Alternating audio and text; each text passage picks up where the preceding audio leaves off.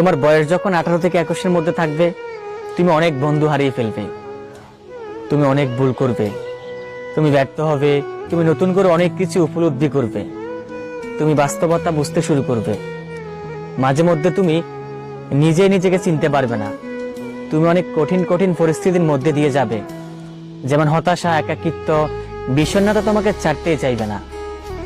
যাদেরকে তুমি এই দুনিয়াতে সবচেয়ে ভালো মানুষ মনে করতে, চিনতে, জানতে, তারাই তোমার বিশ্বাস ভেঙে ফেলবে, তোমার সাথে বিশ্বাসঘাতকতা করবে।